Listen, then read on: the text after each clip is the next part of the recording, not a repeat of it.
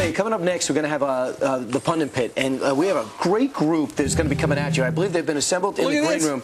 They were told not to talk to each other. It's the four punditeers. They're talking. Amanda Carpenter, raise your hand. You are here. You're a national political reporter from townhall.com. Read you all the time.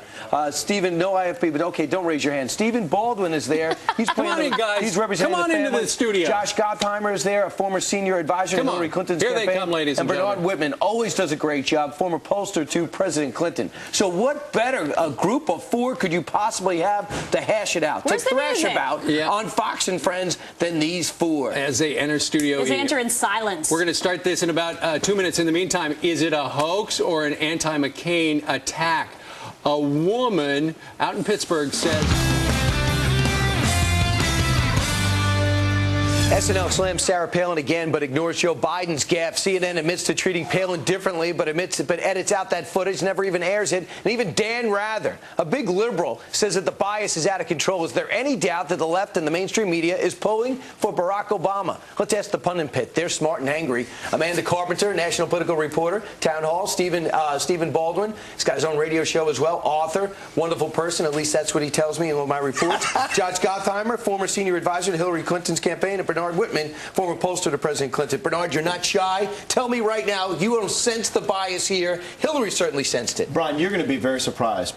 Editor and publisher, which is the standard bearer of the trade, has tracked editorial endorsements for decades. Traditionally, the GOP gets more editorial endorsements than the Democrats. How's it going this year time? Is one exception, 2-1. and may I say that is reflective of the mood of the country. Americans have weighed these two guys. Trying to sell papers? The editorial boards have weighed these two guys, and it's no surprise that among editorial boards, Obama's winning 2-1. Amanda. Yeah, it's not the editorials that are usually the most damaging to a candidate. It's those A1 stories about, campaign finance. The Washington Post got one famously wrong about John McCain, saying that he had 4 unscrupulous donors. 3 of them weren't even donating, and they retracted it on their webpage, never put it back on the front page. I mean, it is the news stories that do the most damage to candidates. Like Stephen, you noticed, too, the Cindy McCain hit job on Saturday. You do your show Saturday night. I'm sure you read the New York Times on Saturday. On Sunday, we have more negative stuff about John McCain. You saw the difference? Well, apparently in all the hype and the phenomenon, Obama's the golden boy.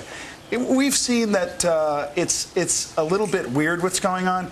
I think it's incredible in this election, which is the most phantasmagoric in our history. Right. Here comes Sarah Palin, baby. Yeah, but Sarah Palin is getting skewered. And a lot of people, if you watch other channels, you would think this is the biggest mistake John McCain has ever made, Josh. Yeah, it's a huge drag on the ticket. I mean, I think you still believe that? A huge drag. And I think the Wall Street Journal showed us that this week, just how much it's hurting him. And listen, Sarah Palin has gone from rustic to Rodeo Drive in a week. Her $150,000 binge on dresses. What it does, I think, is just reiterates the fact that John McCain is for the very rich and doesn't care at all about the middle class. That's what you figured out? Leave people out. Yeah, I mean, and you look at Barack Obama, and he's out there every day. The reason why they're winning is because they're pushing the fact that 95% of workers are going to get a tax break. But Amanda, the polls are closing right now, and they say it's due to Joe the plumber, and making people understand that there's a real person here who's going to pay the price for tax policy. And I think Sarah Palin plays into that. I mean, the reason why John McCain picked Sarah Palin because she's appealing to working class Americans. She also reinforced the image that John McCain is indeed a conservative. I don't think anybody can look at Palin and say that she's taken down the ticket. I mean, she appeals to those Joe Plumbers. Let's get back to one observation here. Truth. That's the problem here. What is lies? What is truth? But the American people... Wait a second. When Joe Biden says with his own mouth, Barack Obama's not ready to be the president, John McCain is... and I would love to run with him, and not knowing he's going to get tapped by Barack in a couple months...